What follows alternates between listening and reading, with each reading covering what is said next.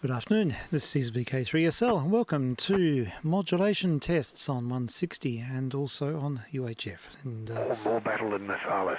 yeah, absolutely. Beautiful. Yeah, great test material. Wonderful. It certainly is. Good afternoon and welcome all. And it's a great way to herald the program. I think this music, fabulous soprano. She's just got such a rich voice. And he is just, he's not only a great jazz improviser, but he really is the first class classical player as well. And I think we'll have to feature more from this album. I know we did a whole missions on this duo, didn't we, Frank, some time ago? Yeah, it was terrific. Yeah, but it's a great theme and great way to kick off. Well, folks, I've got to get my 20s fixed, so we'll cut to the chase, I think. It's a Parlophone 78 from 1926, another incarnation of the group we played yesterday. That's Harry Reese's band. On Brunswick, though, the Six Jumping Jacks. On Parlophone, he presents as the Jazz Pilots. vk3sl.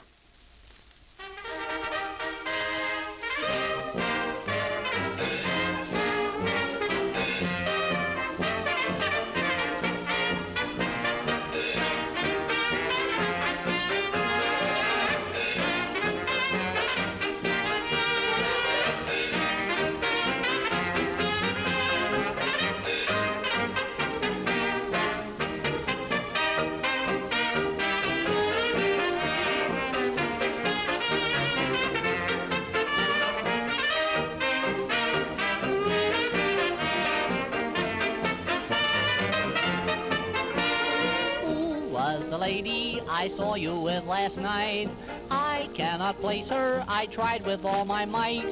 Who was the lady? Now let me have it right. That was no lady, that was just my wife.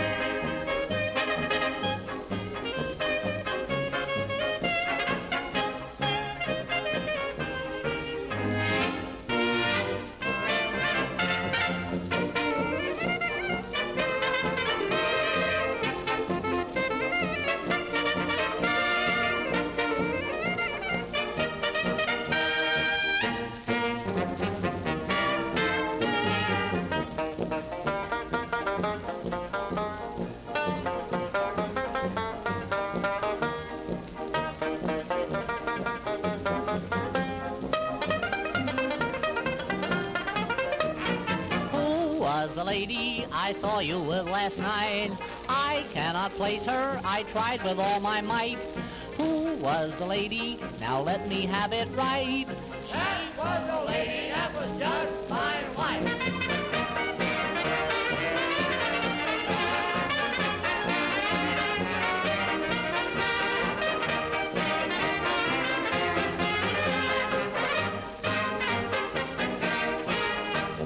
Who was that lady I saw you with last night? They really let it rip on that record. They're having a great old time, and it's pretty early days, 1926, so there's plenty of jazz spice in that performance. That's good. Yeah, it's good fun. What's on the other side of that? I have a feeling it's a different band. I was going to hold the record up and have a check. Yeah, it's the other side is Sam Lannon, who was the A&R man, or he was the house band for Columbia, I think, Sam Lannon. And this is great, this record. We'll have one more, if that's okay, gentlemen. Just one more. We'll check. Wonderful. Yes, we'll have to hear another one. This is one more, side B, and this is also a great song with plenty of vivra. vk3sl testing.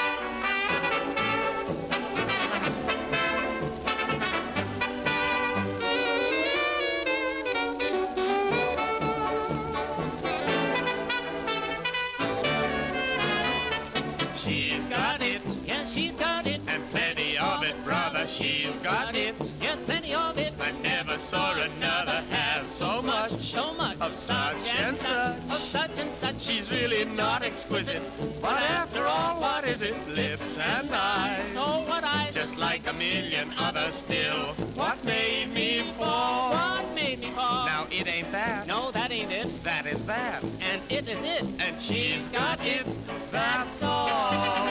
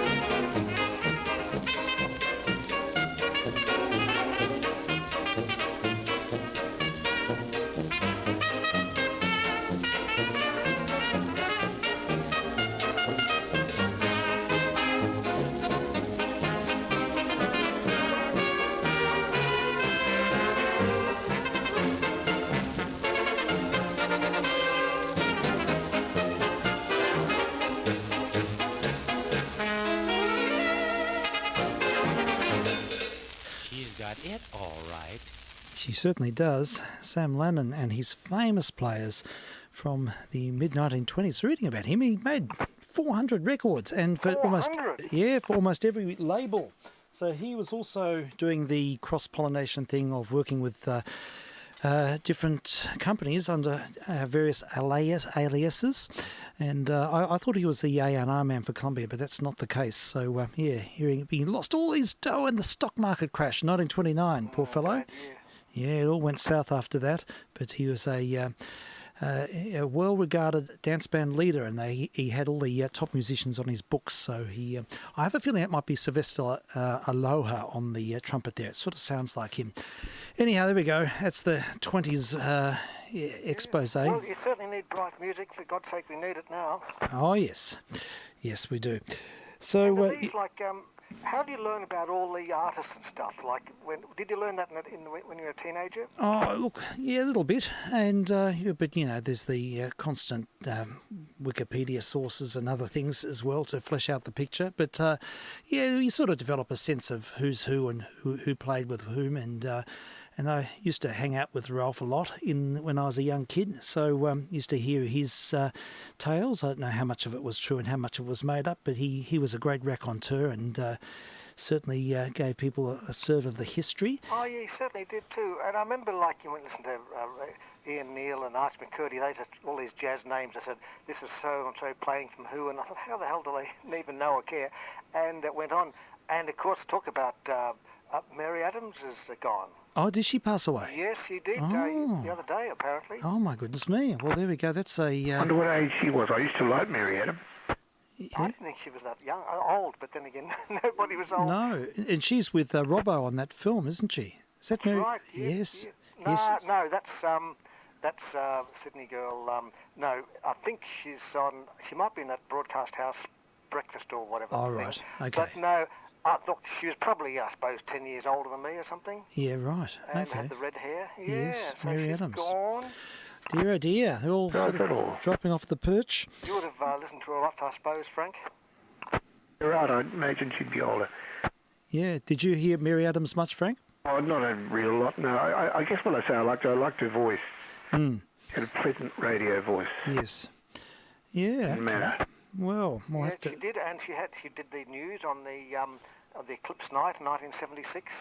Oh, really? The recording of that. But yeah, no, it's another one gone. Yes, they're all sort of slowly evaporating, but that's the way of things. Yeah, okay. Well, that's the big news for the day, and I suppose we'll just keep meandering forth. Now, I think I just pulled out another pile of records. These all without covers. There's like a pancake of 78s here, and I was sifting through them, and would you believe there's 2 copies of the Woodchopper's Ball amongst them all, and a couple of the Golden Wedding, quite a bit of Woody Herman. But we did play Woody Herman yesterday, but I thought it might be good to feature the flip side of The Golden Wedding, which I think is a track called 5 O'Clock Whistle. Yep, you better play them before another earthquake and they smash. Yes, that's right. Oh, that was quite spectacular yesterday. Yeah, with all the transmitters all over the floor, and they all cascaded down and broke 78, so it was a bit of a carnage scene. But, all right, well, we'll have a listen to Woody Herman and the band, a bit of a swing jive record from 1940, I think this was recorded, and it's the flip side of the track we played. A bit of an old standard. It's a sort of novelty record for the father couldn't hear couldn't get home because the 5 o'clock whistle broke, and he couldn't let them know when they didn't let the workers know when it was time to come home, so it stayed there. Okay, you might have stayed until the 6 o'clock whistle at the local pub, maybe. I wonder. There was a 5 o'clock whistle and there was a 6 o'clock whistle, wasn't there? Because they didn't have opening time after 6 o'clock. But yeah, all right. Well, let's have a listen to this record from 1940, VK3sl.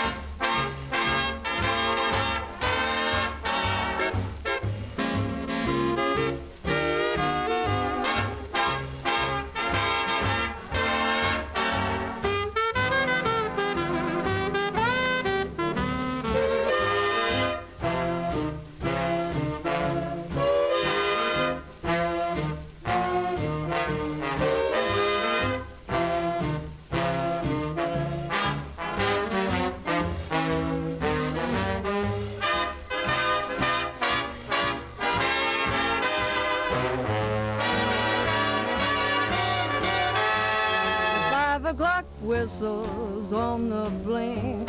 The whistle won't blow, and what do you think? My pop is still in the factory, 'cause he don't know what time it happens to be. The 5 o'clock whistle didn't blow.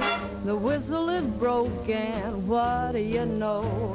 If somebody don't find out what's wrong, my pop will be working all night long. Oh, who's gonna fix the whistle? Won't somebody fix the whistle? Oh, who's gonna fix the whistle? So my poor old pop will know it's time for him to start. You ought to hear what my mommy said when Papa came home and sneaked into bed. I told her he'd work till 2:30, 'cause the 5 o'clock whistle never blew.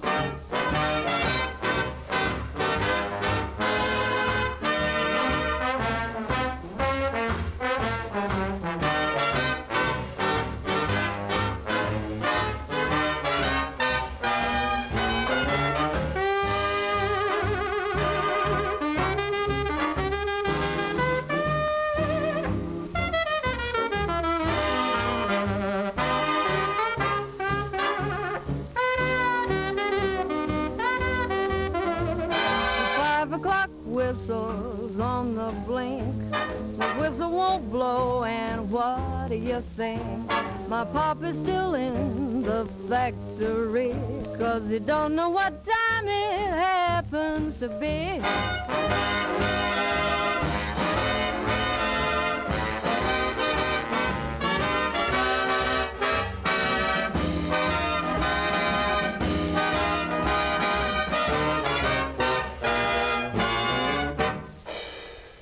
Swing with weight in it. That was Woody Herman and the orchestra. And it says vocal chorus by Dilligene. It says, I don't know who Dilligene was.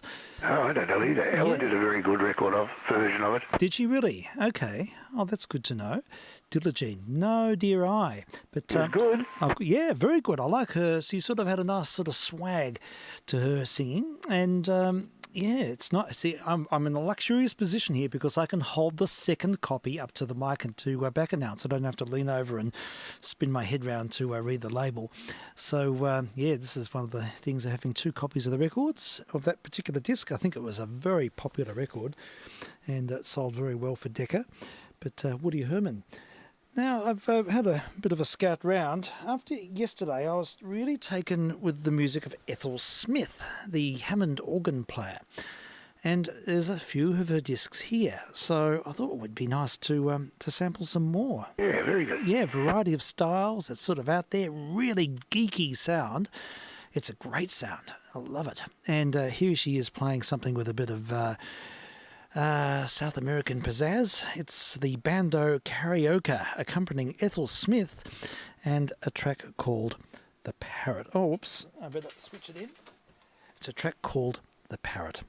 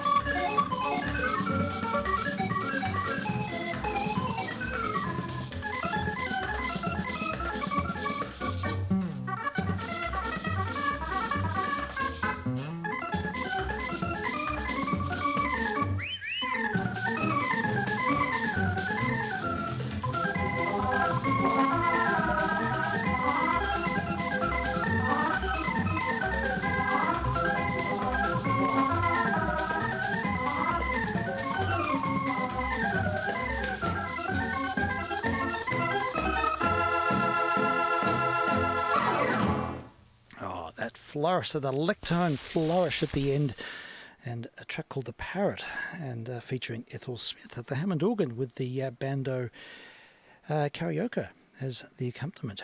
Roughly when they would have been done? Oh, I don't know, Frank. It's hard to tell with these Deccas. They sort of look the same from late 1930s right through to the 50s, so it's always a bit of a guessing game with these Deccas. I can't... others will know more about the serial numbers and so on. The records from this era are sort of slightly out of my pass band, but I reckon they have to be late 40s after the war. And there's more. There's a rumba on the other side, and two tracks on the other side. How unusual! You don't usually get two tracks on a 78. Don't. Shall we have a listen?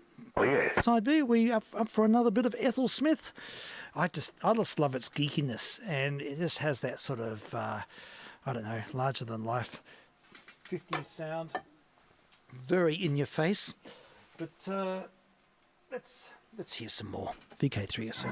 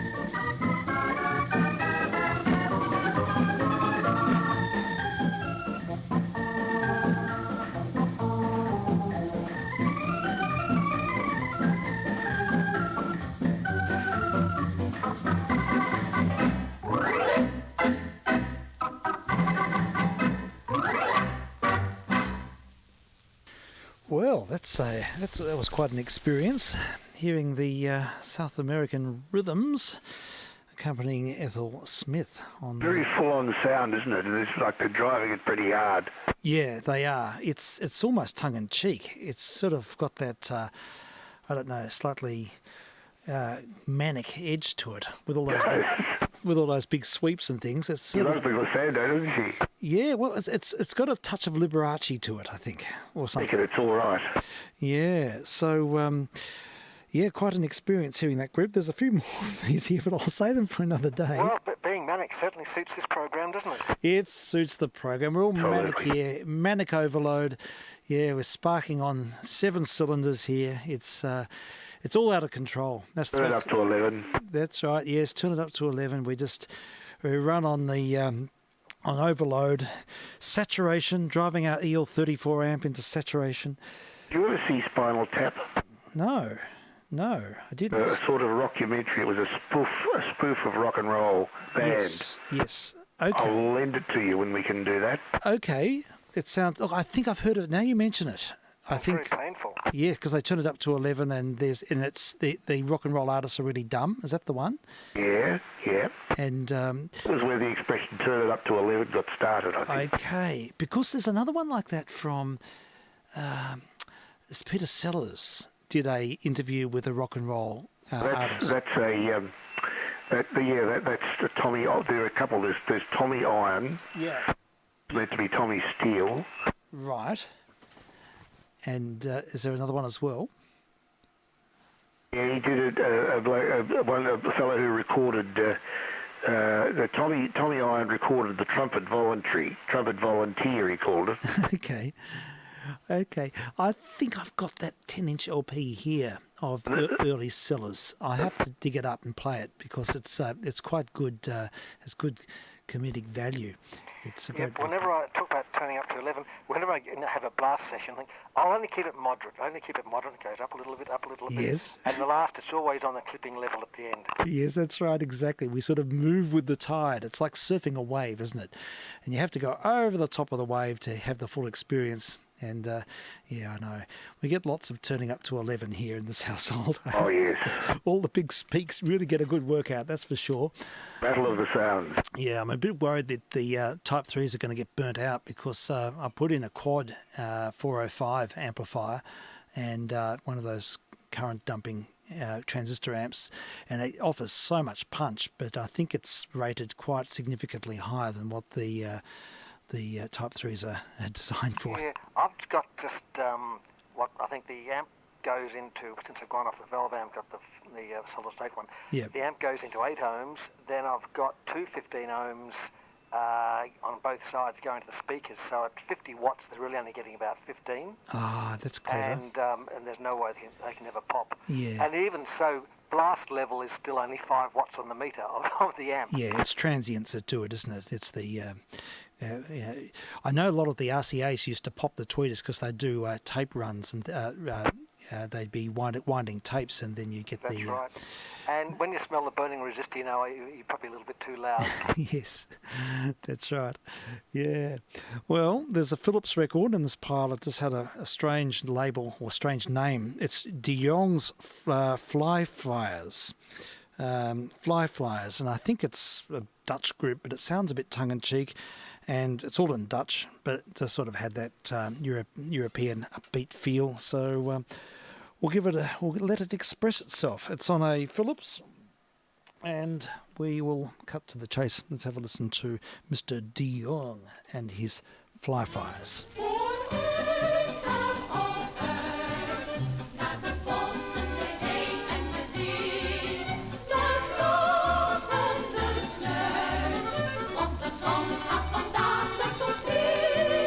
Zit niet thuis te kijken voor de ruiten. Zoek de zon en de frisse lucht van buiten. Vooruit, erop uit. En je wintergezondheid voor twee. Leg je winterjas maar in de kamper. En je wollen sjaal erbij. Want de warme zonnestralen schuiven alles wat winter heet opzij. Vooruit en op uit,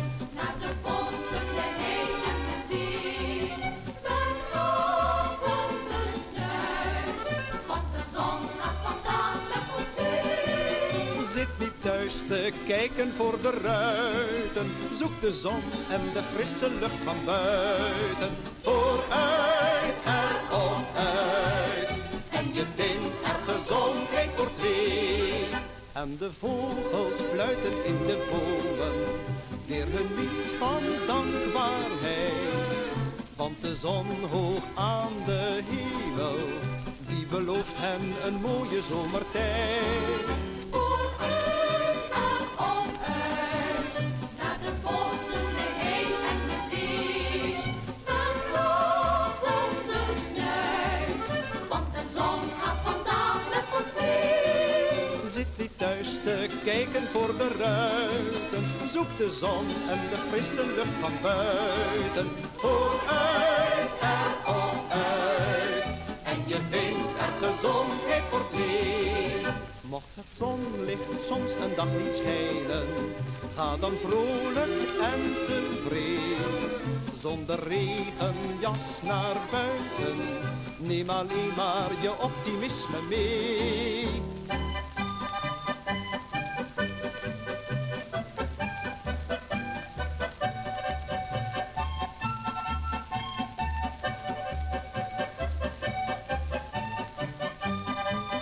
Zit niet thuis te kijken voor de ruiten. Zoek de zon en de frisse lucht van buiten. Vooruit, erop uit.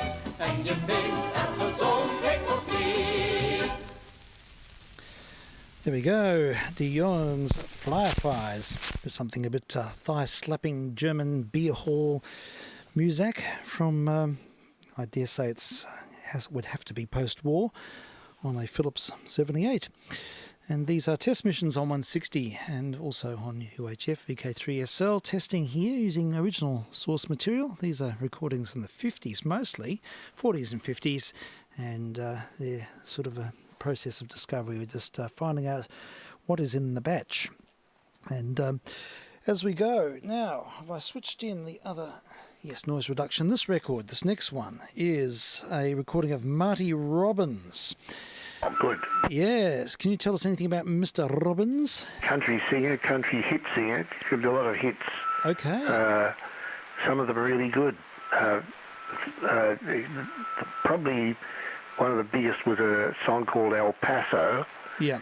which was unusual because it was a 45 that got into the top ranks of the hit parade, but it ran for about 7 or 8 minutes. Oh, really? And normally DJs didn't want to play stuff like that because it was too long for their programming for one disc. Yeah. But this one did, and it's a story. It's a very simple story, but it's good. Okay, oh, very good. This is an interesting label. It's a Coronet label, and it's a special series, Western series, got a big picture of a horse on the label. It's one of those octagonal labels, and it's something I hadn't seen before, so he must have had a certain level of agency to be able to get his own special country stamp there. He was in a pretty big way. He had several big hits. Okay, well, this one's called I Can't Quit. Don't know that. Yeah. Can you see the other side, or have you put it on? Well, I've already got it queued up, so we'll play this side first, and then we'll discover as we go. So, yeah, let's tune in to Mr. Robbins, Marty Robbins, and I Can't Quit. VK3SL testing.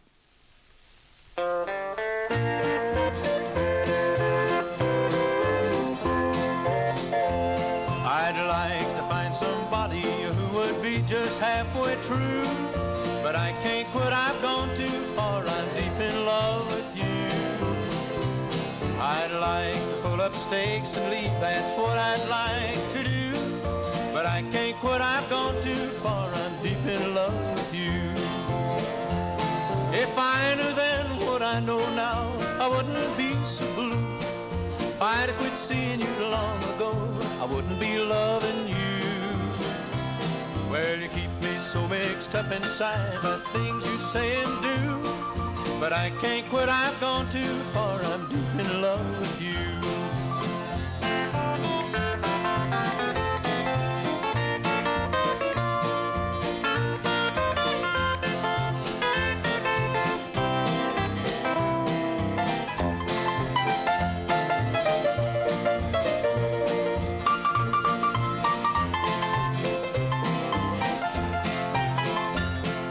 I can't quit, I've gone too far. I'm deep in love, you see. You really know your way around. You're making it tough on me. Well, a truckload full of dynamite couldn't blast you out of my heart. Are you there to stay? Well, it's looking that way. Why don't you do your part? If I'd have been smart, I'd have closed my heart. I wouldn't have let you in. But I find I was wrong when I waited so long. I got you under my skin. Well, you keep me so mixed up inside the things you say and do. But I can't quit, I've gone too far. I'm deep in love with you.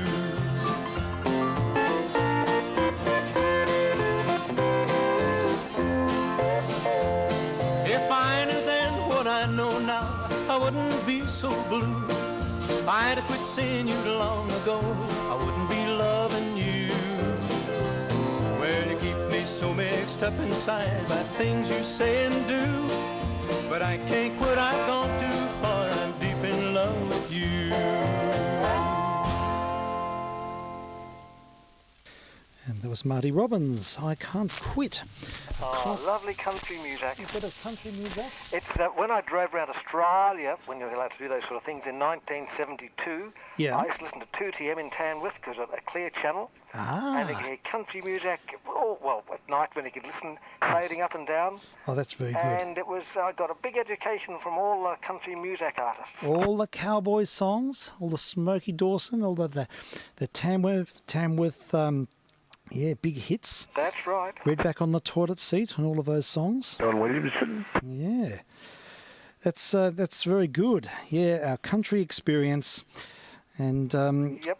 And I think the last time I was in Tamworth, I drove down there's this big Moonbee, you've probably been there, the Moonbee Pass, and you go down this super steep hill, Yep. and there's things for trucks if their brakes break, and we're driving down there and the wheel fell off the car and bounced away and went through a shed and just smashed into a field. Oh. And we were grinding down on the on the brake drum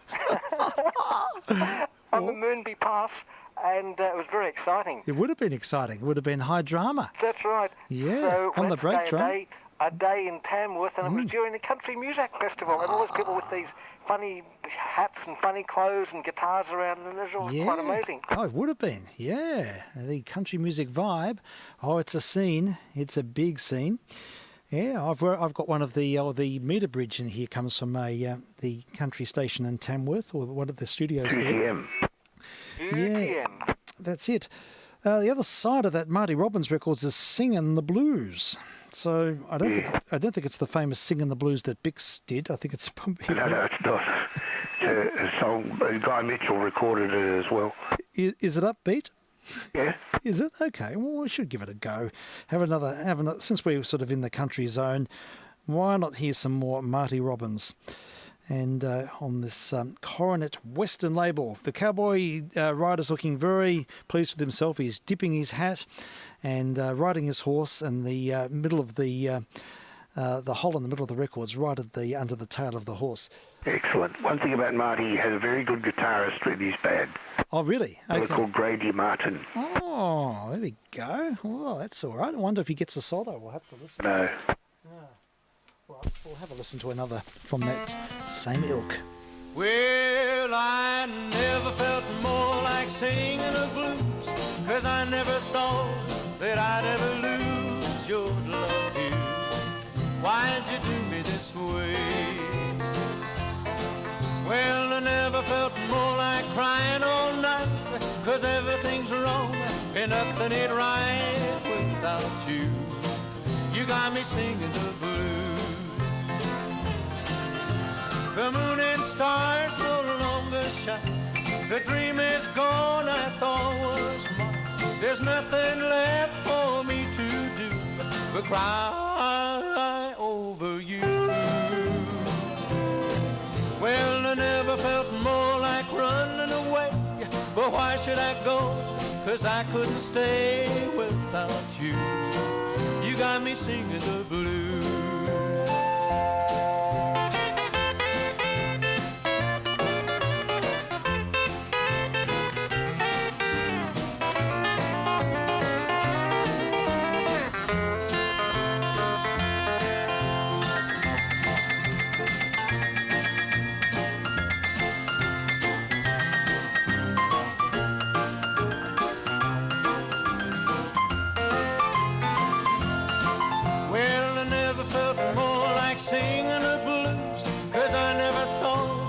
that I'd ever lose your love, dear.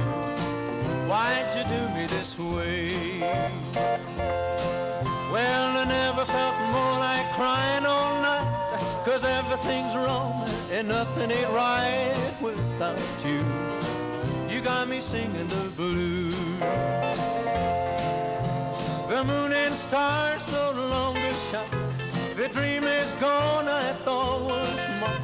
There's nothing left for me to do but cry over you.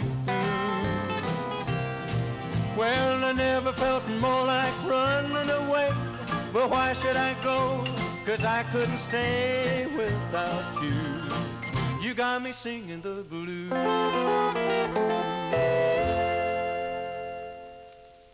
Singing the Blues with Marty Robbins. Now, did you notice that that song had the same chord progression? In fact, it was almost had the same melody as Butterfly, that Rex Turner record player. Oh, very good. It does. It's practically the same song. I was trying to dial it up, but I can't seem to find it here. But it is exactly the same. But Oh, well done. Well spotted. Well, I suppose, the formula is fairly... well, it's not a lot of chords in some of these songs. Not that that's a bad thing. That's fine. You don't have to be over complex. Country music, as I've told you, is 3 chords and the truth. Yes, that's right. 3 chords. We've got this family game thing where we'll often sit in front of the fire, and Kate will just play 3 chords, a simple chord progression, sort of circle of fifths, and you can just harmonise almost any rocks, or just a part of the tune of any rock song. So the idea is that everyone sings a part of a song, and it just sort of fit into those 3 chords. I mean, it distorts the tune a little bit, but it sort of somehow actually fits in. It's pretty amazing. It's a lot of fun, I'll bet. Yeah, it's good fun. So yeah, we did it the other night, and everyone sort of added something to the fray. So yeah, it's just like a cycle. So you can't stop. It's just the same 3 chords over and over and over again, and then you just sort of introduce a part of the song. But somehow it always works. But no.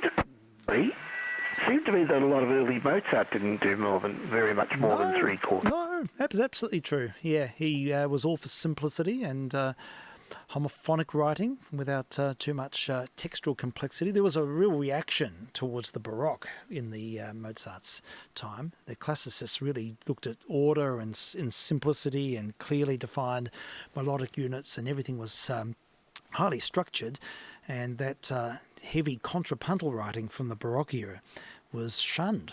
And, yeah, it was. And people just didn't like it. It was really out of favour. And even listen to the music of the sons of Bach. They wrote so differently to their dad. It's only the eldest one that wrote a bit like him, the WF. Yes, he did. On occasion he did, yes. And but CP and JC, not. Yeah, well, they're very much classicists. They write in the the classical form, which is very, very measured. So I've diverted the track, I think. Yeah, it's okay. It's interesting to look at this phenomenon, though, and a lot of rock music is simple in its essence, particularly early rock music. Particularly, really just rhythm and blues, the 3 chords in the blues, the standard blues, sort of. It still sounds terrific, doesn't it? Yeah, it does absolutely. Well, it gives room for other areas of interest. I mean, like voice textures, and other aspects. Now, I got an email this morning from Mr. Fleming, who's listening in, and it's nice to hear from you, John. And he had something to offer. He actually asked if we could play a particular track. Now, I'm going to see if I've got it here on my list. If I don't, I will come back to it. No, here we go. It's Billy Roberts and Hey Joe, and a recording from 1961-62. It's a home recording. It's sort of like a garage recording or living room recording, but it's up on the tube, and it stands up pretty well. So let's listen to a little bit of I think it's rhythm and blues, but we'll have a sample and find out. vk3sl. vk3sl. I just need to actually re-cue this because I've already started it. A tape of folk songs for various and sundry categories from America, dedicated to a friend of mine named Barry Friedman. This is a little song of mine that I just call Hey Joe.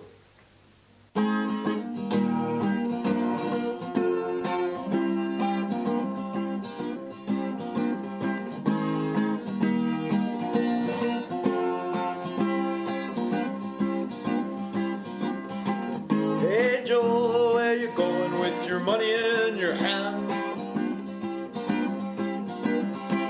Hey Joe, where you going with your money in your hand? I'm chasing my woman, she ran off with another man.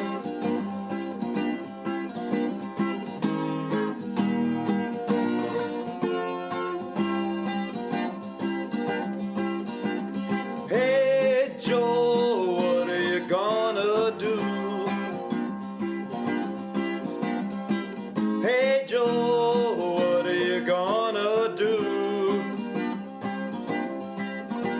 I'll buy me a pistol and kill her before I'm through.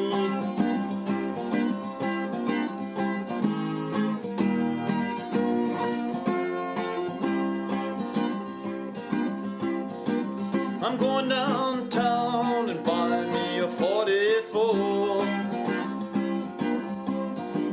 I'm going downtown and I'll buy me a 44. When I get through, that woman, she won't run no more.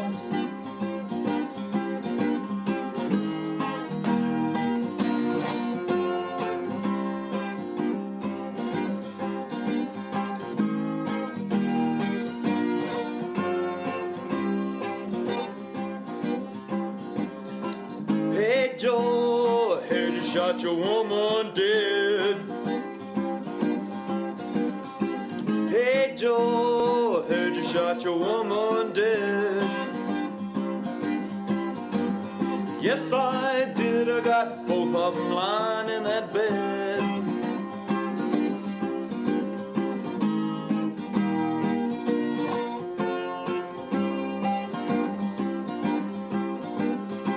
Hey Joe, where do you think you'll go? Hey Joe, where do you think you'll go? I'm leaving here, I think I'll go to Mexico.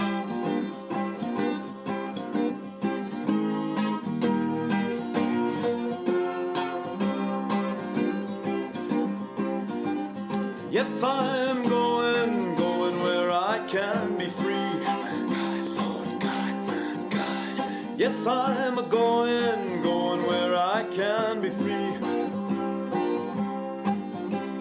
Ain't no hangman gonna put no noose on me.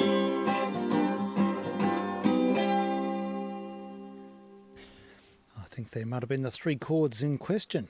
Yeah, look, that was absolutely fascinating. I've never heard that version of it.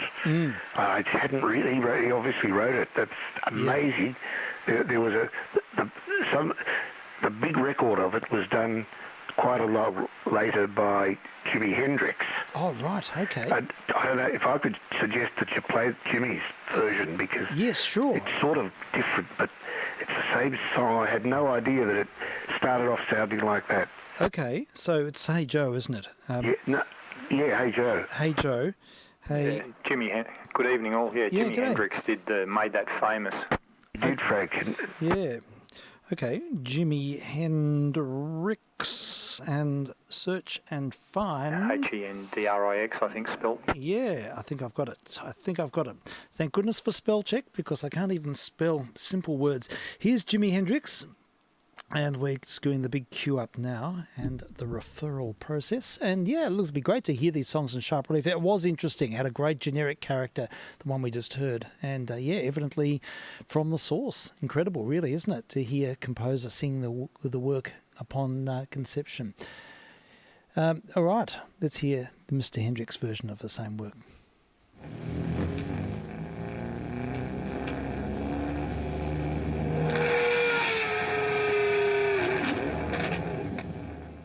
I think that was just an intro. Looks like we're queuing up. He was amazing, wasn't he? Totally. No wonder he didn't live very long. Yeah. Manic. And I remember once, before it was called Radio National, they rebadged themselves or tried to modernise themselves back 30 years or something from being classical music, not to Floyd. Yep. in the morning program, they played Jimi Hendrix all along the Watchtower. Really? I was amazed. The old man, he'd almost collapsed. He didn't know what it was. No, he It was wouldn't have. Martian music. He couldn't understand it. Yes, it would have been Where's the completely... Mozart? And they played Jimi They Hendrix. played Jimi Hendrix out of his past band. Programming mistake. It would have caused consternation. The ripples would have been felt far and wide, I imagine, in that institution. That's a great story, actually. I like it. Yeah, Jimi Hendrix Experience. Oh, look, we're in the zone now. I have to say, I was watching him play there, and it's very disconcerting him hold the guitar the other way. And yeah, he was left-handed. Yeah. And, but left-handed guitars were rarer, so you just used to pick up right-handed strats and restring them. Is that what he did? Because he had those huge long fingers, he could reach at the frets because of the shape of the guitar. He could still reach, so right. That became his trademark. That was a Strat, was it, Trey? Yeah, he was synonymous with Strats. He might have played the odd other thing, but most of the stuff you'll see of him, he's always playing a Strat. Just had his own sound. Was that due to the Marshall?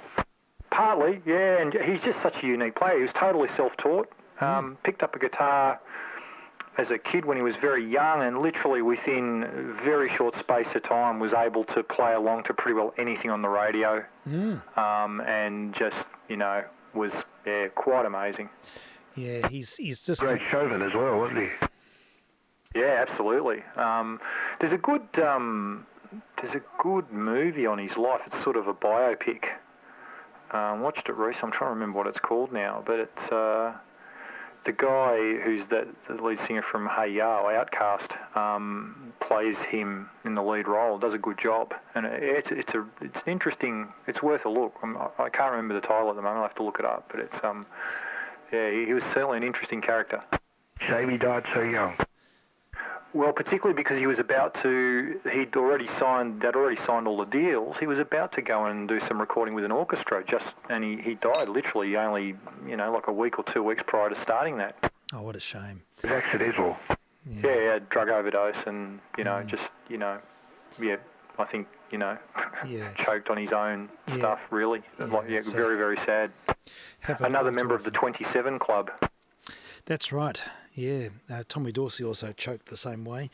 That's incredible music. It's so self-assured. Oh, really? Okay. Yeah, it was alcohol, wasn't it? Yeah.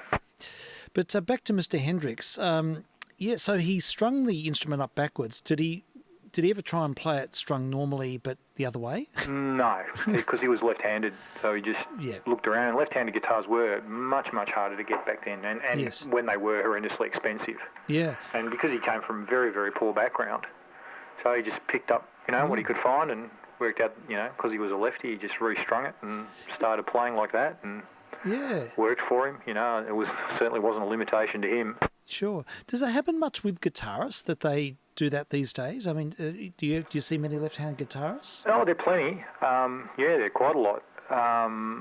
It's interesting, though, that left-handed guitars are much more common. And most manufacturers now, if you're after any particularly if you get into the high end where you're ordering, say, any custom guitar or an order from one of the big manufacturers, they all produce lefties in their range, albeit they're still a bit rarer and you've got to pay for it. Yeah. And a lot of the copy guitars too, or the other manufacturers that produce knockoffs or similar style, generally will all produce left-handed versions of a lot of their range. Okay. So you might get the odd person still does the restring thing like he does for a look, but the most amazing I saw was we were doing an Indigenous music festival in Broome once called Stomp'em Ground, and there was a local band called, I still remember, Silhouette, bunch of local guys playing, and the guitarist, I was doing camera on the side of the stage with the main guitarist, and he was left-handed, but he was playing a right-handed guitar upside down, but not restrung. Oh, really? So the strings were upside down. Oh, how bizarre. And he was really good. Wow. And I couldn't pick his age. I'd guess 40-something, but it's difficult to pick. But he was scorching, like real up and down the neck, lead breaking, and a really good player. Wow. And, you know, I went and had a chat to him when the set finished, and between we were resetting, and said, hey, that's amazing. And, like, how come you play like that, like not even restrung? He goes, growing up, you know, my older brother that had the guitar. He was right-handed. He said I was left-handed. He said, and I couldn't have been stuffed trying to restring it, so I just learnt to play like this. That's a fantastic story. And it just goes to show sometimes if you get taught, it wrecks everything. You know, if you can just sort of discover it through your own processes and develop your own idiosyncratic way of just playing. imagine all the fingerings. He would have just had to invert all the fingerings to make them work. And he probably just developed his own code and his own systems. But it happened often, you know. I mean, you know, if anyone listens to these missions now, I'll wax lyrical about the jazz trumpeter Big Spiderback guy who lived in the 20s. Again, another member of the 27 Club.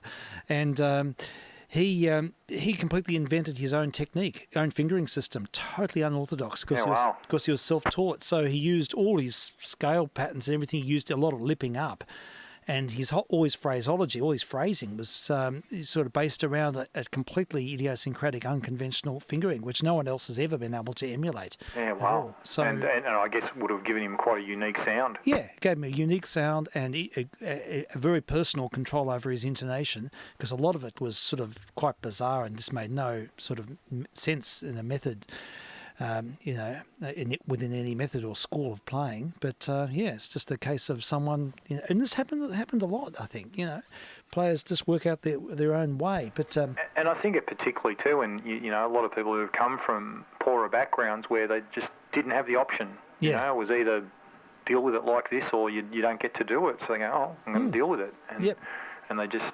You know, I guess it's that great line, isn't it? Necessity is the mother of invention. Totally, absolutely, in every sense. Now, it'd be great to play another Hendrix. Is there something that's sort of personal fave, or I mean, I know this. It's all really good. I mean, all along the Watchtower's fabulous. Purple Haze. You know, there's so many. There's so much audio. Little Wing. Little Wing. Yeah. The one. Wind Cried Mary. Yeah, yep, there's so many good ones.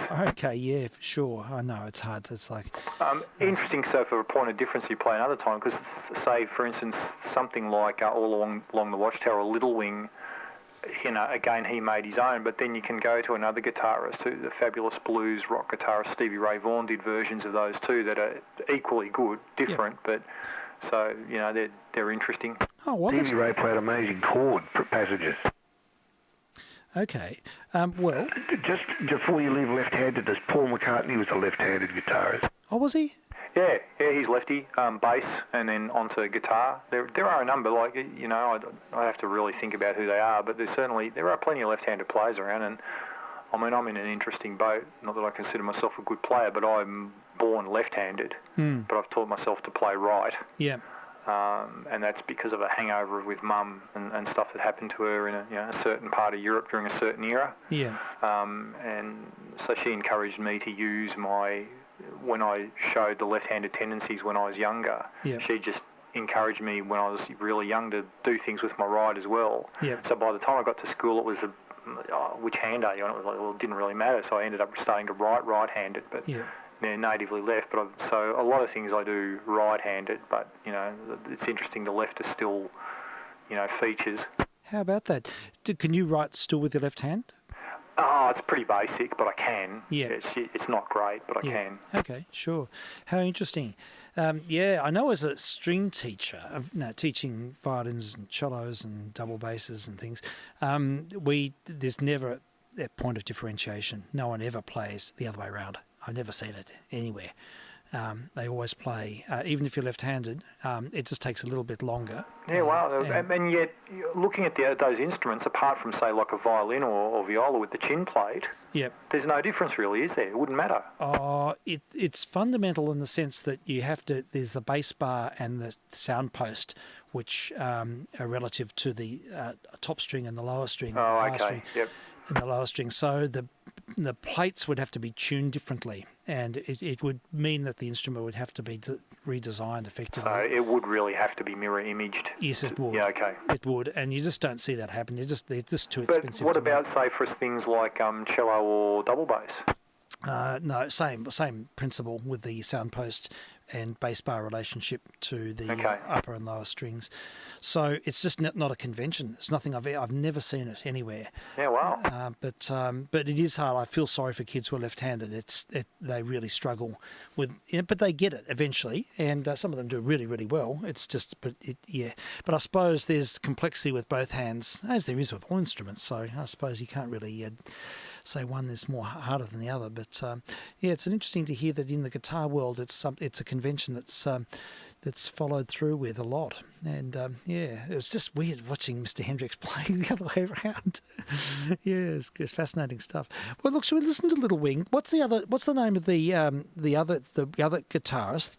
Stevie Ray Vaughan. Yeah, can you just give me a quick cue on that one? Could you just send me a text of one of his? Or I can just look it up. Not the same, just your Little Wing or Along the Watchtower as well. He played. I'll do Little Wing. I'll play that because I've already queued up Mr. Hendrix. And the other one was, what's the other guy's name again? Sorry. Stevie Ray Vaughan, Vaughan, I think. Yeah, sure. Okay. We'll get his version of that too. Here we go. It's there. So look, we'll play them in back to back, and just get that experience. It's always good to hear different interpretations of a well-known piece. So let's start off with Jimi Hendrix. This is vk3sl testing.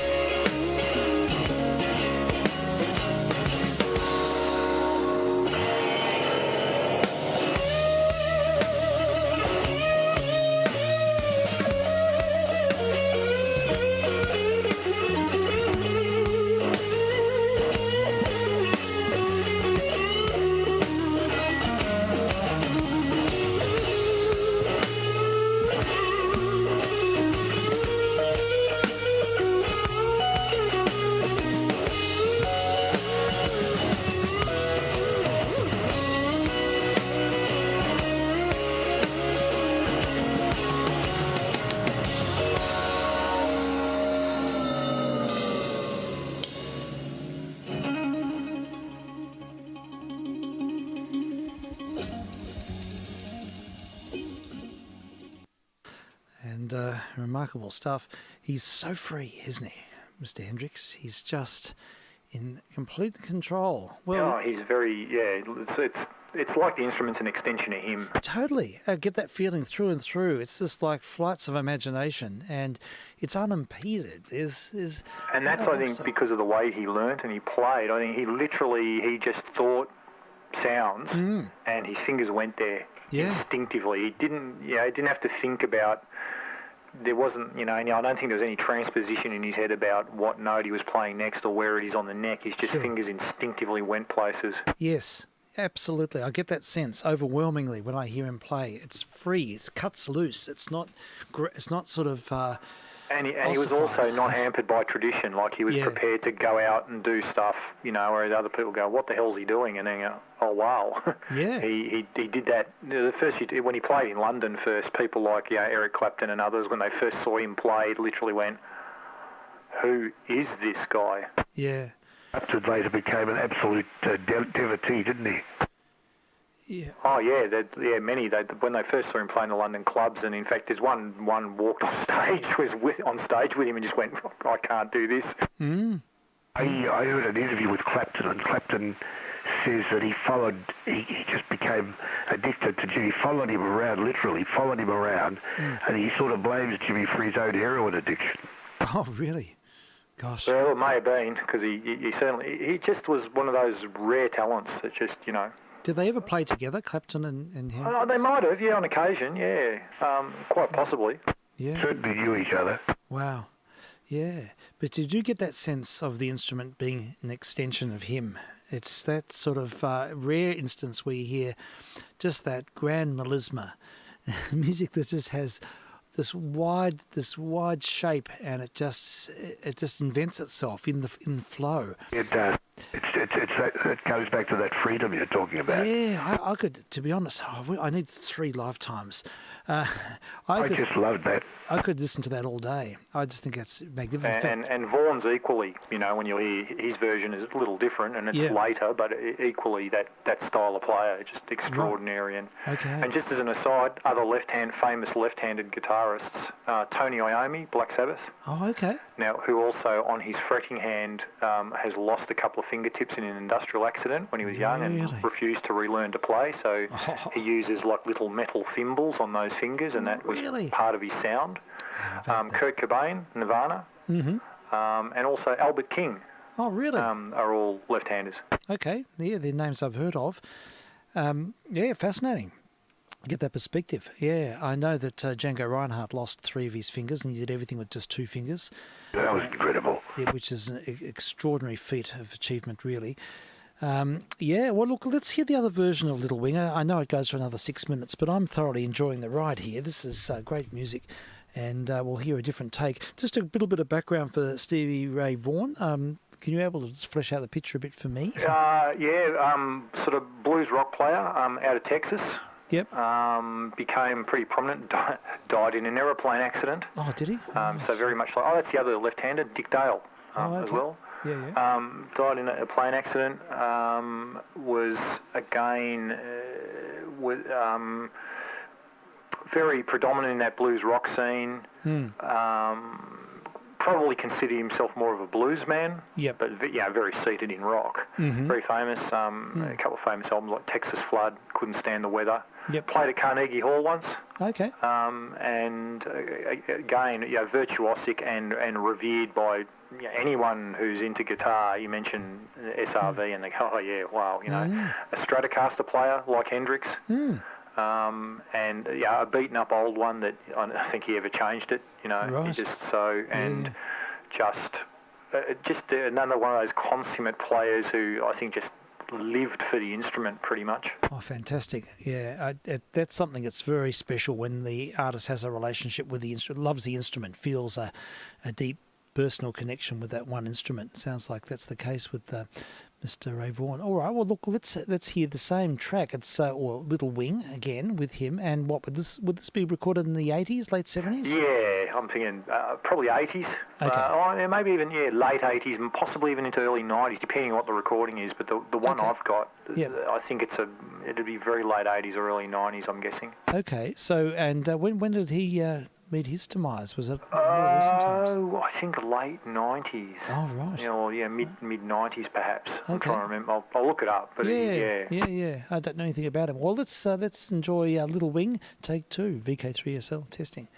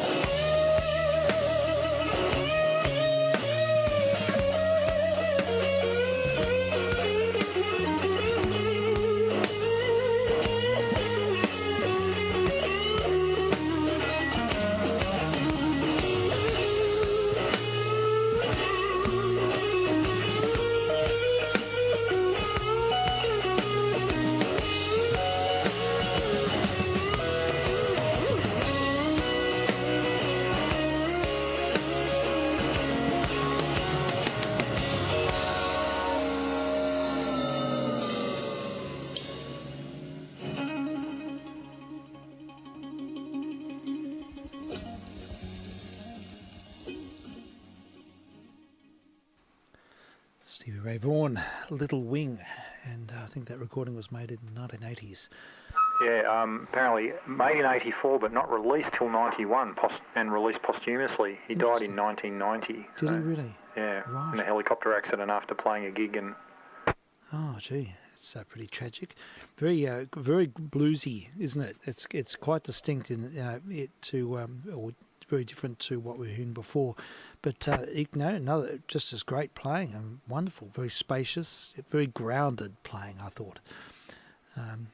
Yeah, had a lot of. Well, that's really who he considered himself more a blues man, but that was, I think, very much to his ode to Hendrix. I think he saw Hendrix was a big influence on him, and yes, he learnt to play. His brother Jimmy Vaughan was the person that kind of got him into playing. He started when he was 7 years old or something, and right. So his band so was Stevie Ray Vaughan, Double Trouble with the band, pretty much where they were for a long time. And he extraordinary player, well worth looking into his other material. He's a great player. Yeah, thank you for introducing him. It's great to hear. Really interesting to hear those two tracks. And getting back to Jimmy for a minute, there's a terrific performance that Jimmy gave at Woodstock, at the big festival, yes, where he plays the American national anthem. Okay. It's a very extended track. Do you know that one, Frank? Yeah, Star Spangled Banner, it's quite famous. Yep, he comes out and plays that and just rips it up in his typical, irreverent rock and roll style. Lots of feedback. Oh yeah, and it wasn't during that, but certainly that same performance too was one of the ones where he sort of threw a bit of accelerant on his guitar and lit it up at the end, and as it was burning away, was still playing away, laying on the stage and still doing things to it and pulling sounds out of it. Amazing stuff. Extraordinary, isn't it? Yeah. So obviously he was sort of under the influence of substances while he was playing, but it doesn't seem to affect him at all, doesn't it? No, he was certainly a heavy user. And Little Wing's a track he wrote, and there are many that he did, but there are others where he covered a lot of traditional stuff as well. Yep. He seemed to be able to, whatever state he was in, he certainly seemed to be able to play. It was just, and I don't know, I think that was just that was his place, Yes. with a guitar around his neck and just exploring sound. It was pretty well what he lived to do, I think. Yeah, must be really deep-setted. It's in his DNA. Just remarkable stuff. I really appreciate that. Look, we'll definitely flesh this out further. I'd like to hear more Hendrix. It'd be great to hear more Stevie Ray Vaughan as well, and other artists of similar great guitarists. I like expansive playing like that, which has got ambience, atmosphere. It sort of takes the listener on a journey, and it's the ambient rock or blues-based playing is I find really attractive. So that's great. Fellas, I'm going to have to wind, unfortunately, as much as I'd like to keep going. It's getting to that point where I have to defer to the radio play. Got to go and eat too. Yeah, so a few things happening around here. So, look, thank you for your contributions, and nice to hear from Mr. Stew as well earlier on. And always. Yeah, so we look forward to... Just echo Frank's comments too about Spinal Tap. I was listening earlier. I was tidying up because I was doing some antenna testing and stuff in the backyard. But well worth a look. You'll appreciate it. It's a mockumentary. Yes. And yes, the whole thing about Turn Up to 11, it was because there was a series of Marshall guitar amps that actually, as a gimmick, they wound them up. They put 11 on the volume pots. It's still, obviously normal, but they just... And so the idea was that they were louder than everybody else's. Yes. It was a bit of a marketing gag. Yeah. And so... Was that before or after Spinal Tap? Well, that was before. Yeah. And so the thing was that the guitarist in Spinal Tap, and the interesting thing about Spinal Tap is they were all American actors playing British musicians. Right. And so Nigel Tufnell was the character name of the guitarist. Mm-hmm. And, of course, he was quizzed about this, and they said, but couldn't you make 10 on the other amps the same as 11 on this? And he just looked at him and went, no, but these go to 11. It was just that he didn't grasp the concept. But later on, Marshall strung that out one further, and they did a launch on a new set of amps years later, and they got him back in character, made up for all of the ads on the back of the guitar mags of their new range of guitar amps, which went to 20. And him going, these new ones, they're 20, they're twice as loud.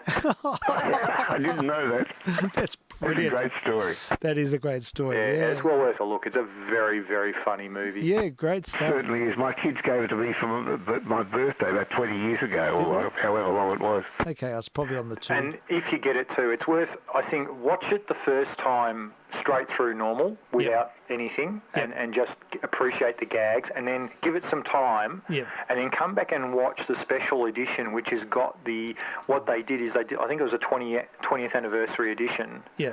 And they got all of the actors back in character, like they're looking back at themselves doing a retrospective, and it like starts off with this commentary over the top when they first appear, and they're, look, there we were, weren't we young? Fantastic. I've written it down, Spinal Tap and Special Edition, so I'll try and dial them both up. I'm on holiday, so... Quite long, but it's good. Yeah, no, it sounds like good fun. Excellent stuff. Is there a particular band that it's based on? Is it sort of... Generically, a lot of heavy metal hard rock bands, the glam era of the spandex and the big, the stage shows with everything. It's a generic piss take on all of them. Oh, absolutely. Excellent. All right. Well, there we go, folks. That's a great endorsement. All I'll mention is, and it's not giving anything away, but when you're watching, I'll just say Stonehenge. Okay, Stonehenge.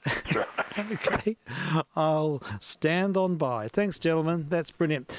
Well, we'll take Have a leave. Pleasant evening, VK3OP. Yeah, thanks, Frank. Thank you, Frank. And we'll say we'll say cheers, and we'll have another episode of The Twilight Zone. I tell you what, they've been really disturbing, these episodes. I've been listening while cooking dinner, and they certainly, the one about the electric chair yesterday was just, or the other day was just absolutely torturous.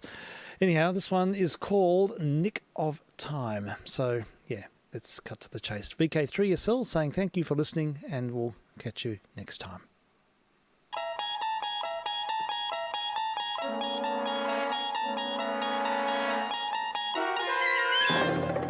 You unlock this door with the key of imagination.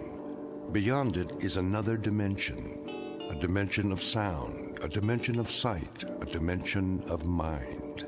You're moving into a land of both shadow and substance, of things and ideas. You've just crossed over into the Twilight Zone.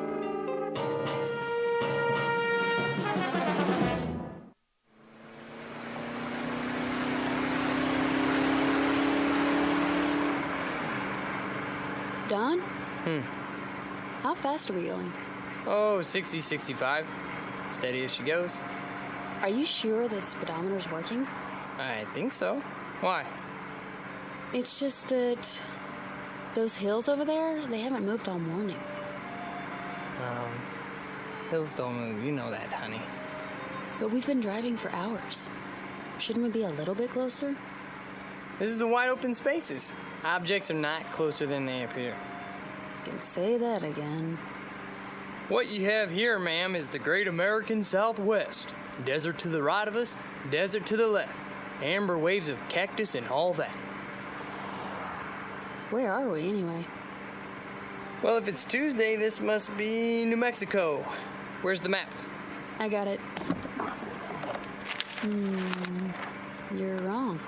Me? I'm never wrong. First time for everything. Actually, it's Arizona. You're kidding. Nope. Nope? Yep. Could have fooled me. There should be a town pretty soon. I'll watch the signs. You need a rest stop? Oh, it might be nice to stretch our legs. Get some lunch, don't you think? I think that's a capital idea, Mrs. Carter. Say that again. What? Mrs. Carter. I like the way it sounds. So do I. How long has it been? Let me see. 238 hours and 17 minutes. Wow, you're good. You're right, I am. Don't forget it. Not much chance of that. You want a soda? There should be some in the back. All gone. I already checked. Then we better hope for a town. We could use some gas, too. Don, look out. What does he want? Gosh, I don't know. Go around us? Well, let him. Don't worry. I'm not gonna duel with him. Look at that. His license plate. 3/7. Don, listen. What's wrong with the car? I don't know. We still got a quarter tank.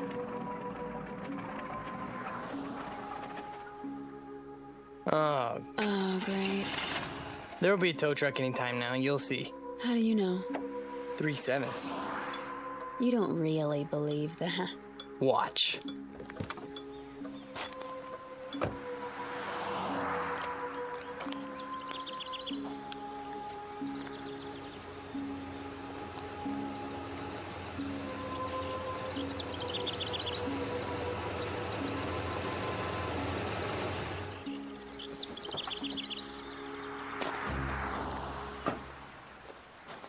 Hi there, folks. Need a tow? As a matter of fact, we do. Oh, come on then. Hop in the front seat. Gas station's about 20 miles. They got a mechanic? Oh, sure do. Fix it right up. What did I tell you? Huh? Let's go, honey. You are so lucky, Don. Luck had nothing to do with it. Don and Pat Carter, honeymooning couple on their way back to New York. They've had the time of their lives, and they'll be home in a few days. Or that was the plan. But their new life together is full of surprises. Very shortly, Mr. and Mrs. Carter will be subjected to a gift of sorts, one that most humans never receive in a lifetime. They will be given a glimpse into the future. The price of that glimpse? A mere penny, 1/100th of a dollar. The time is now. The place of their revelation is a little diner in Ridgeville, Arizona. But what our honeymooners don't realize yet is that this unassuming town just happens to lie on the outskirts of the Twilight Zone. And now, The Twilight Zone and our story, Nick of Time, starring Marshall Allman and Jamie Brown, with Stacy Keach as your narrator.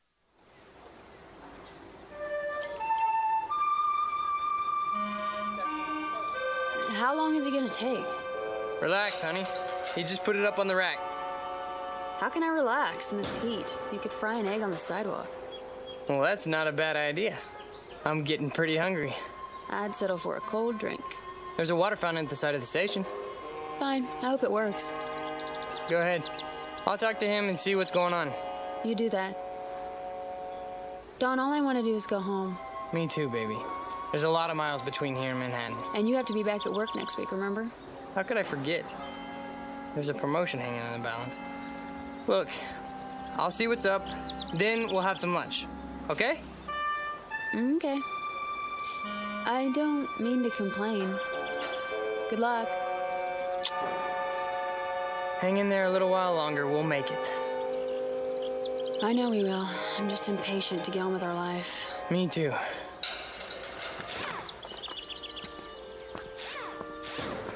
Oh, hi, Mr. Carter. Hi there.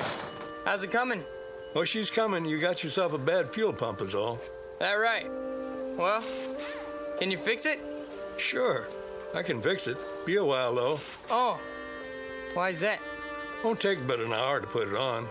But I got to order one from Klingman. How long's that gonna take? Well, if I send the truck over now, hour and a quarter each way. Oh. You know, my wife would like to get going as soon as possible. I'll bet she would. Can't keep every part in stock, though. Don't see cars like this all the time. Can you get right on it? I'd appreciate it. We can't wait around all day. Oh, I'll get it done before long. Don't worry. Why don't you and the missus take it easy? Have some chow. Where would you suggest? Diner's right down the street. Best in town. Ask the truckers, they'll tell you. Thanks, I'll do that. We'll be at the diner then. Let us know when you're finished. Sure thing.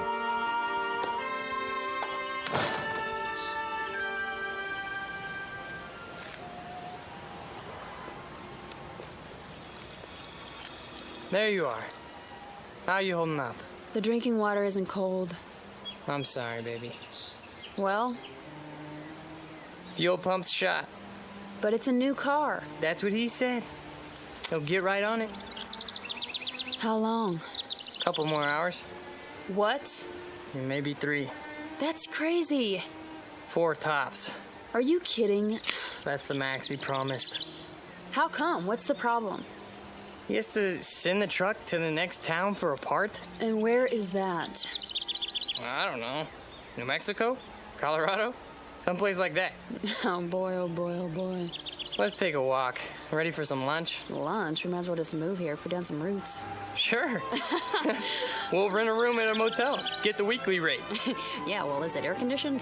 I was thinking an electric fan. Yeah, I'm gonna look for a job tomorrow.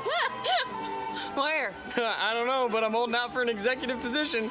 Well, maybe there's an Indian reservation. We can move into a teepee. Quiet, you. Yes, sir. Where's Restaurant Row? Just ahead, you can see the diner from here.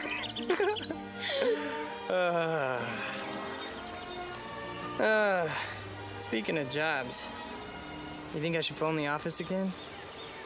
Easy, lover. You're going to lose that promotion if you keep pestering them. I'm probably gonna lose it anyways. Oh, that's a fine attitude. I thought I married a man on the way up. Who's the best man for the position? Me. There you are, then. Thompson has seniority. Doesn't mean a thing. Take it from me. Little Mary Sunshine, huh? That's my name. Whoops. And what's wrong? Don't step on the cracks in the sidewalk. Why? Or I'll break my mother's back. I'm only trying to save her life. Thank you, dear. Here we are, the best coffee shop in town. The only coffee shop in town.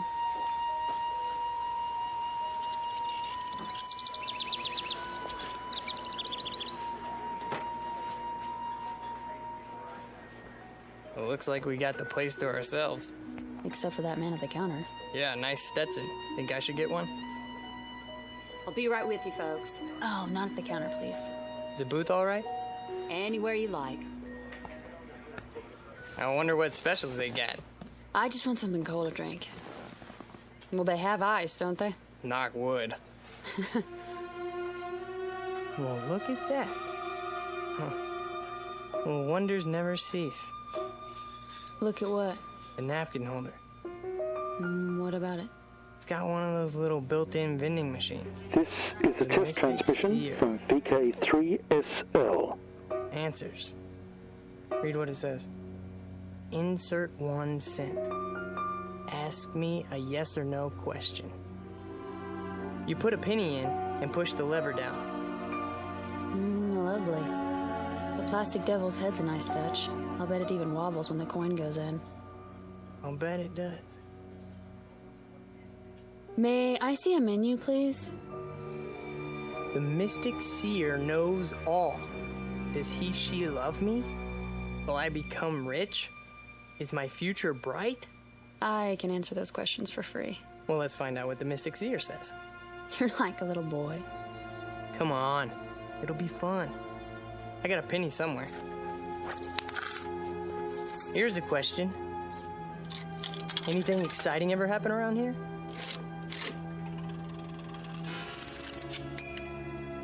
How exciting. Like those little pieces of paper you get in fortune cookies. Things are not as they seem. Now that's interesting. Is it? Menu, darling. Oh, right. Here you go. Oops. What's the matter? I knocked over the salt shaker. Well, I better throw some over my shoulder. Dawn, really? There, that's better. Just to be on the safe side. Soup of the day, fresh garden salad. I wonder how fresh. Honey. You think I should phone the office in New York? Do you? I guess not. Breaded chicken fried steak with country gravy. Doesn't that sound yummy? Very low-cal. Howdy. Howdy. Some water for you folks, or you made up your minds yet? I'll have a lettuce and tomato sandwich on whole wheat, iced tea with lots of ice. You, sir? I'll have the same. Coming right up. How's the water? Ugh, yuck. He must have siphoned it out of a mud hole. Oh, that good, huh? Hold on. What are you doing? Getting some more pennies. Look at you. A rabbit's foot, a plastic four-leaf clover. You really are superstitious, aren't you? Isn't everybody? Well, to a degree. What are you going to ask now? What else? Am I gonna be promoted, for Pete's sake?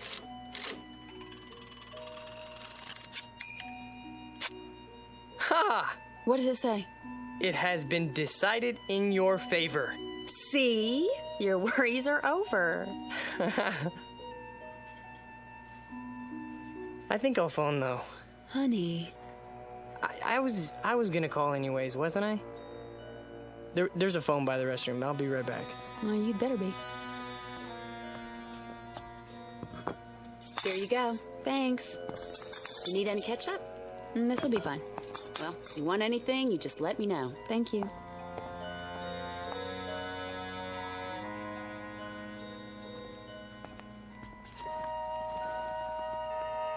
I started already. I hope you don't mind. Not in the least. What are you so happy about? You are now looking at the youngest office manager in the history of the company. Honey, I'm so proud of you. I told you, didn't I?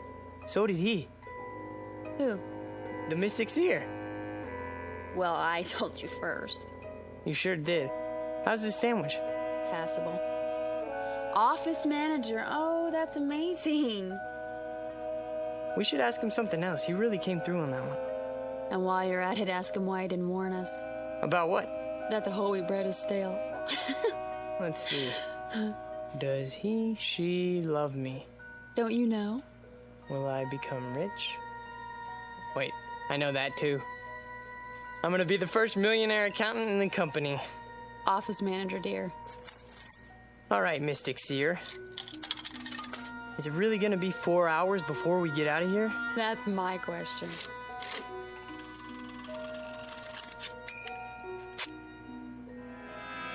You may never know. What does that mean? Who knows? He does. Look at that winking eye. Devilish creature. I gotta know more. Well, it'll cost you another penny. So, I'm an office manager now. What do you mean we may never know? Wait. It's not a yes or no question. You mean something could keep us from knowing? Something could happen to us?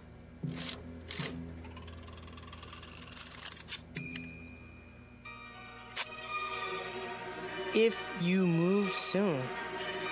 Now what's he getting at? He's a mystic. What do you expect? Give me another penny. I'm all out. Well, I can see I'm going to have to be the frugal one in the family. It's just one. All right. Thanks. You mean we're not supposed to move? We're supposed to stay here? Only one question per penny, please. That makes a good deal of sense. Well, I'm not staying unless I get some dessert. One more. Give me another penny. You're gonna break me.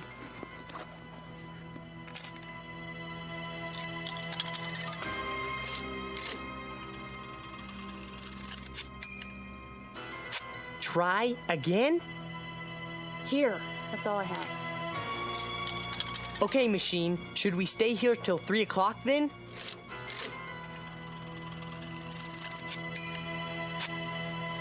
Look at the slip. There is no question about it. Let's go for a walk. Funny. Every answer seems to fit. You're joking, aren't you? I mean, Dawn, no more. Okay, if we don't stay here until 3 o'clock, will something bad happen to us? Honey, for heaven's sake. Read it. All right, let me see that. Go ahead. This is silly. What does it say? Do you dare risk finding out?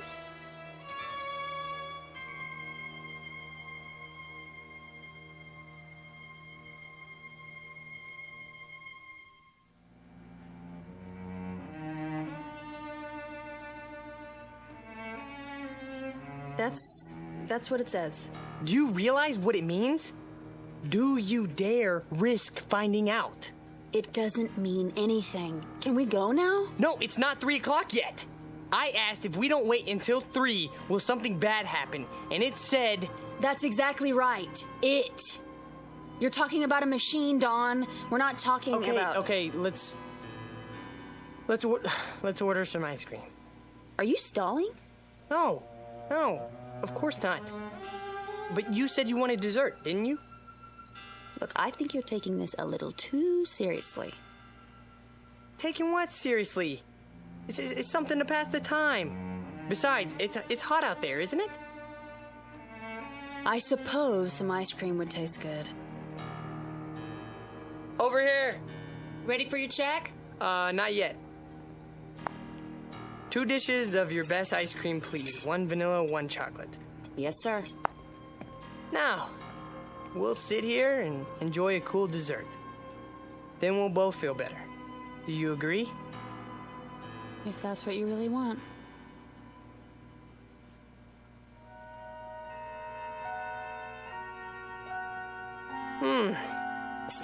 That was good. Yeah, it was. Now can we go? Are you sure you don't want anything else? I'm sure. Some more iced tea? Dawn, please, let's go. Okay. Yes. I suppose we should. It's 2:45 already. Do you have enough cash? Of course. I'll go pay. Just leave it.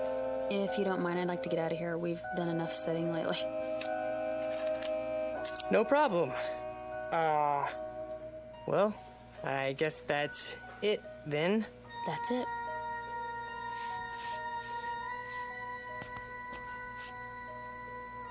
The money's on the table with the check. Well, thank you kindly. Now you come on back now.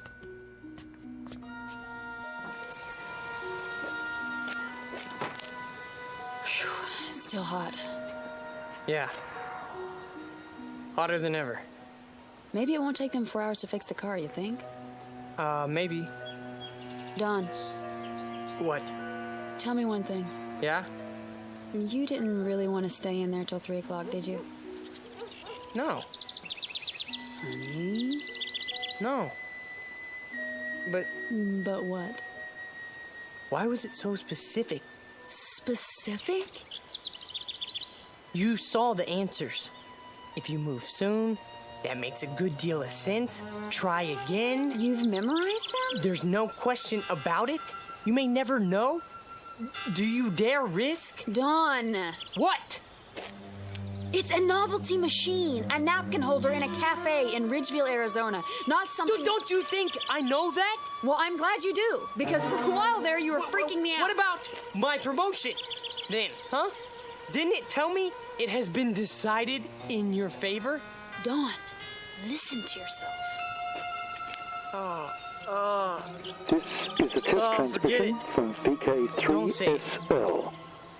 Superstitious. Well? It's like you married an alcoholic, isn't it? Only instead of bottles hidden around the house, it's rabbit feet and 4-leaf clovers in my pocket, in the car, all over the place. And you're all mine. I wouldn't have it any other way, honey. Truly? Have I ever lied to you?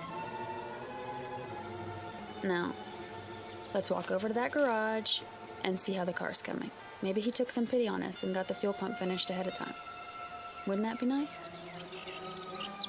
You're always looking on the bright side of things, aren't you? That's me. What are you doing?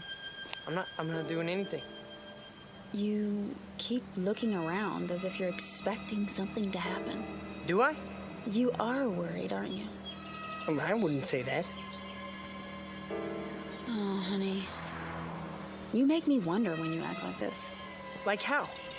The little things I can take, you know, the Lucky Charms, not walking under ladders. There's a good reason for that one, okay? Something might drop on your head, a can of paint, or... But this, it's too much. I'm sorry. I'm sorry too, Dawn. We're having such a wonderful trip, so don't spoil it. I said I was sorry, okay? I'm not trying to upset you. Well, I know you're not. Let's just forget it. Green light. What? Time to cross the street. We're almost there. Oh. I wonder what people do here. I don't see one movie theater, you know, maybe they go to the next town. What's it called? Williman or, Klingman or... Dawn? Are you listening to me? What? Yeah, I heard what you said. That doesn't change the facts, though. What facts? 6 straight answers telling us to not leave. Honey, don't. Please, let it go, okay? Will you stop treating me like a child? I didn't make those answers. Dawn! That car! Get out of the way! Dawn, look out! Oh my God, he didn't even pay any attention to the light. Just kept coming like we weren't even there. I don't even know. You're all right now. It's over. It's over. Oh, Dawn, hold me. What time is it? What? The time. Look at the time. It's exactly 3 o'clock. Really, Dawn, I'm all right. No, you're not. That was quite a moment. Amen. If you hadn't pulled me out of the way, you'd have one squashed honeymooner on your hands. You should sit down. Honestly, I'm fine. We both should. Where are we going? In here. Not the diner. Just for a moment. Dawn. Well, why not? Well, there must be someplace else to sit down. Well, I don't see one. Do you? I know what you're thinking. All right? I admit it was a strange coincidence, but... So? If it was a coincidence, then why are you worried about going back inside? I'm not. I just want to... You have to admit, it was a pretty far-fetched coincidence. Maybe. Then we'll sit for a minute. Have some more iced tea.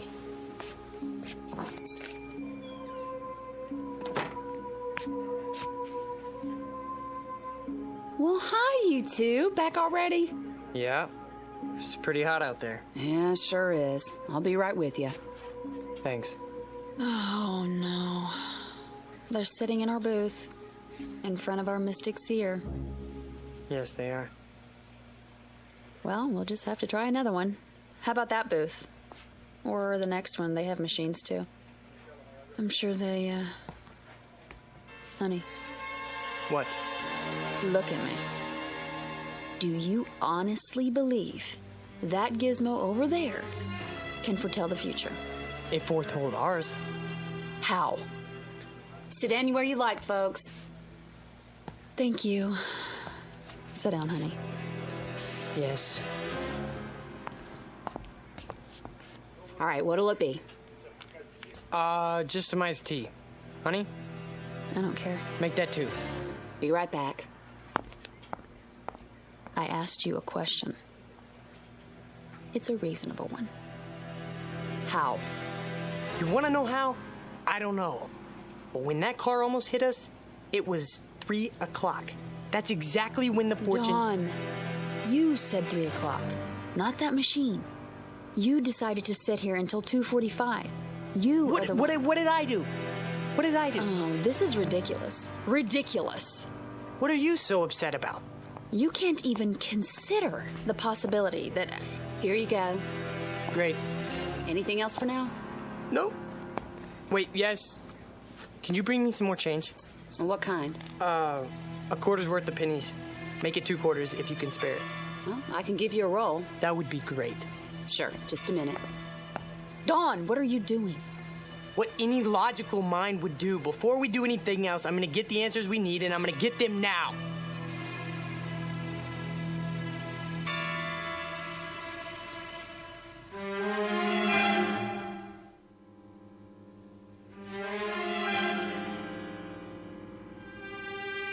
Logical. How can you call this logical? Could you keep your voice down? If you can't see that you made up all the details yourself, and all that thing gave you back was generalities, then I don't know what to do. Honey, would you listen to me? Will you listen? Go ahead. I have nothing more to say. I'm not going to argue with you. Sure, I filled in the details. What does that prove? Could the machine make them up? All it has inside are answer slips that are already printed. Then we agree. What are you... Let me finish. You heard me talk 100 times about mathematical probability, right? It's my job. It's what I work with. I know that. There are probably thousands of these machines in diners all over the country. There are at least 10 of them in here alone. And every one of these thousands of machines are hundreds of little answer slips arranged in some kind of order. Probably a different order for every machine, right? So? So, it's mathematically possible that the way the slips are arranged in just that one machine at this particular time might apply to our future. How can you say that? Iced tea for 2. Right. And your pennies. You know, too bad that thing's not a slot machine. Isn't it, though? All right, you need anything else, just wave. I'm here all day. Got it. I'd appreciate it, honey, if you wouldn't act as if I were losing my mind. Well, aren't you? Is that what you think? Let me try to explain. You don't have to explain anything. But I do. Try to follow what I'm saying. There is a higher realm of mathematics that goes beyond probabilities. Some of it comes from quantum physics. Why are you telling me this? Hear me out, please. Jung, the psychologist, talked about synchronicity, meaningful coincidence. The point being that there are no pure coincidences. Everything is interconnected. If we can just spot the connections, it's what the Chinese I Ching is based on. The one where you throw 3 coins and look up your fortune in a book. Don, please. It's not fortune telling. It only seems to be. The idea is there are 64 hexagrams. Each one represents a pattern that reflects our place in the world at a given moment. Find the right one, and all else follows. It couldn't happen any other way. But the coins could come up in any combination. No, that's just it. Given everything else, at a particular point in time, there is only one pattern that fits. The Qing is just a means of identifying that pattern. So, you do believe in fortune telling? You're not listening. I said... How can you let yourself be controlled by such a thing? Can't you see what you're doing to yourself? What am I doing? What about the questions you asked? Were they mathematically determined too? I don't know. All I know is that the answers matched them. They would have matched any questions you asked. Does he love me? You may never know. Will I become rich?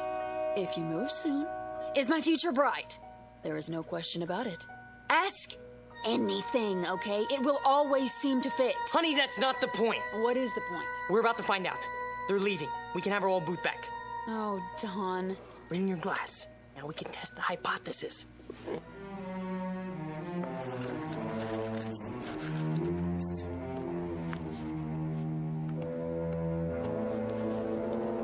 Here we go. Here we go. First question. Did you know about that car almost hitting us?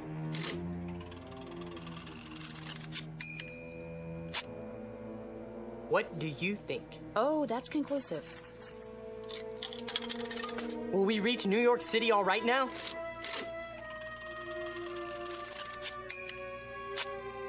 The chances are good. You see that? Very precise. What do you expect?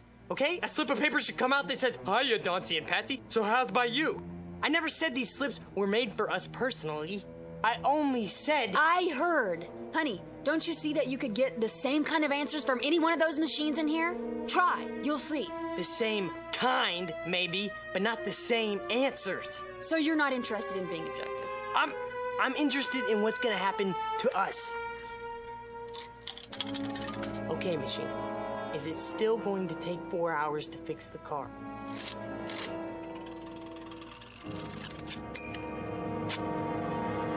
It has already been taken care of.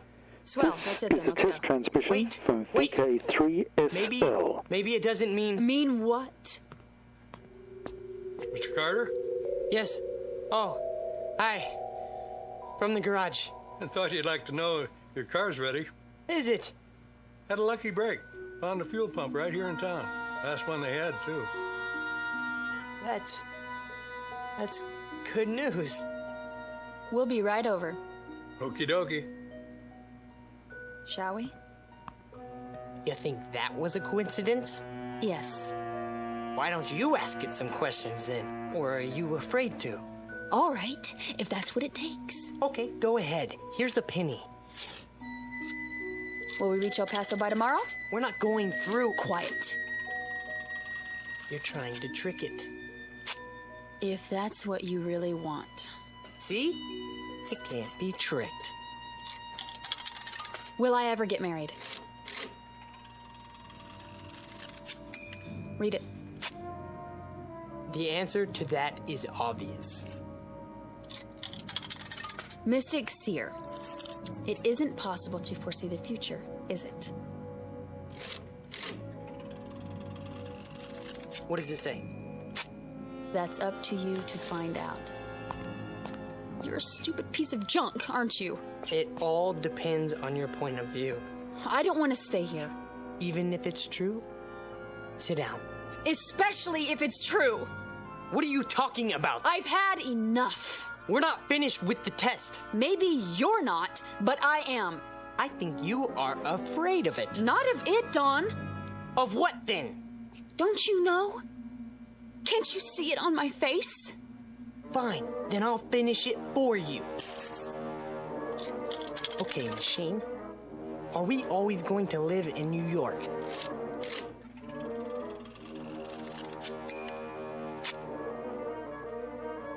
Are we always going to live in Los Angeles then?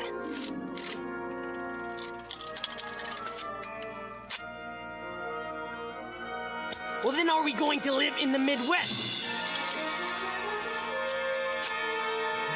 Then are we going to live in this country? Dawn. Dawn. No more. What? Let's go. No! Put those down. Are we just going to stay here? I don't know! Sweetheart, listen, please. If you love me, listen to me. No, you listen to me! I believe that this machine can tell what's going to happen to us. I believe it, Pat, based on empirical evidence. Do you think I'm just gonna leave it behind? We can't afford to do that. There's too much at stake. But you won't even admit it's possible! All right, it's possible! Is that what you want to hear? I'm not talking about that anymore. I'm talking about you! Us, Pat! Us! I know, but are you just gonna sit here and let this machine run your life? Run my life? Well, isn't that what you're letting it do? Dawn, it made you phone the office before. It made you stay here instead of leave. It made you afraid to walk down the street. Now it's telling you where you're going to live. That's not true! Honey! It's as if every superstitious feeling that you've ever had is all wrapped up in this one machine. It isn't just a matter of whether it can foretell the future. It's a matter of whether you believe more in these predictions than you do in yourself. Honey, you can decide your own life. You have a good mind, a fine mind. Don't waste it trying to justify a penny fortune machine to yourself, okay? We have such a wonderful life ahead of us, but only if we depend on ourselves to make it wonderful. Not if we, you know? Oh, Pat. Shh. Come on. I don't want to be told what's going to happen to us. I want us to make it happen. Together. All right, baby. Don't cry. Something wrong, folks? No. We're okay. It's all right, baby.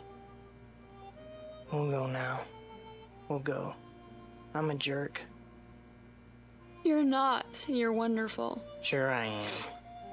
Come on. I'm the world's biggest jerk. You want my handkerchief? Come on. We'll go get the car, all right? Don't do it just for me, Don. Honey, that's the best reason I have right now. Just give me time, huh? I'll shape up. I love you so much. I love you too.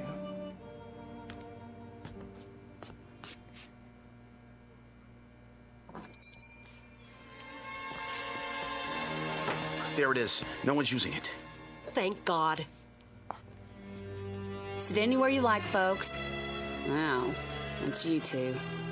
Can we sit here, please? As soon as I clean up. We don't care. Has to be this one. All right, suit yourself. Just water again? It doesn't matter. Do you have any more pennies? I think so, yes. Then go ahead. Can we ask some more questions now?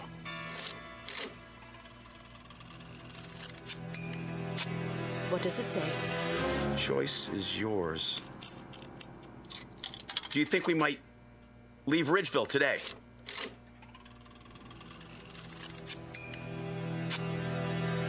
Let me see. Oh. Well, where are we going to get some money to live on?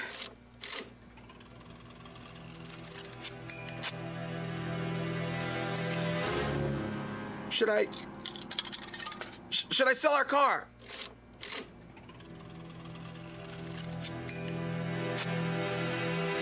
What then?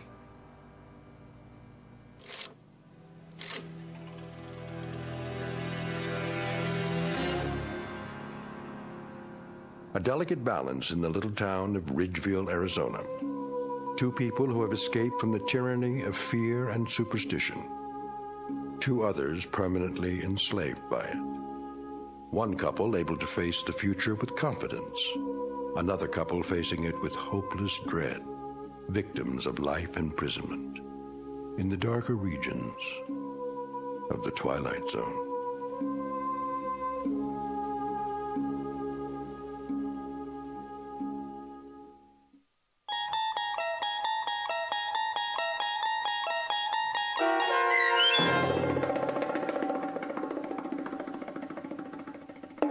Nick of Time, starring Marshall Allman and Jamie Brown, with Stacy Keach as your narrator, was adapted for radio by Dennis Etches. This is vk3sl. Thank you for listening. We'll catch you tomorrow night.